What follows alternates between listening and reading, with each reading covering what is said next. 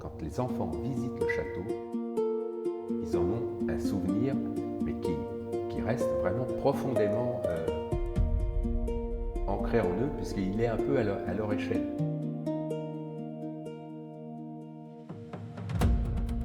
C'est un petit, malgré tout, même si c'est un monument très conséquent, avec des murs épais, des tours, mais il est quand même à l'échelle pour les enfants. On est sur un château médiéval, donc même visuellement, il est complètement étonnant par rapport au château très résidentiel que sont Vaux-le-Vicomte et Fontainebleau.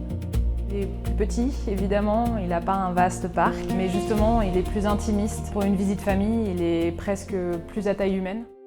De loin, on a l'impression d'un monument qui sort d'un écran de verdure. C'est un château qui a vécu certaines périodes un peu difficiles. Il a été en ruine pendant plus d'un siècle. Il a été racheté par le département en 92. C'est l'architecte en chef des monuments historiques Jacques Moulin qui a mené cette restauration.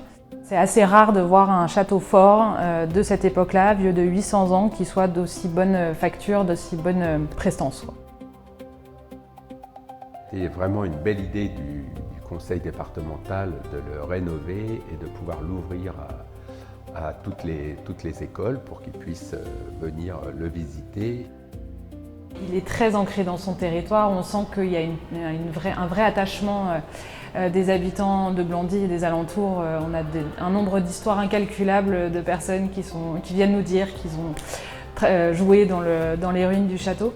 Donc on sent qu'il appartient vraiment aux habitants du territoire. Dès qu'il y a des touristes, dès qu'il y a du monde autour du château, on voit les familles détendues, tranquilles, paisibles, qui admirent, qui profitent.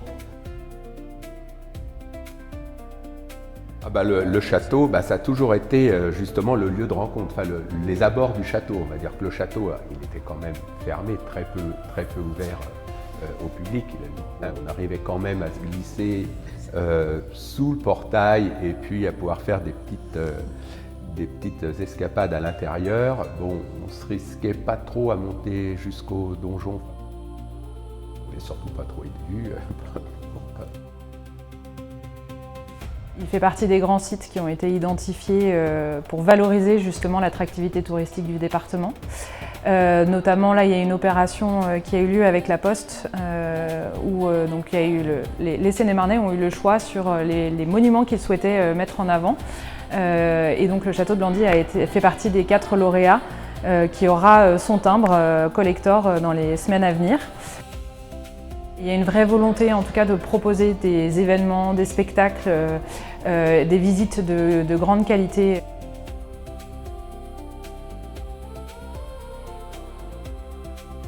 Le château de Blandy, ça reste on va dire le totem de notre communauté de communes.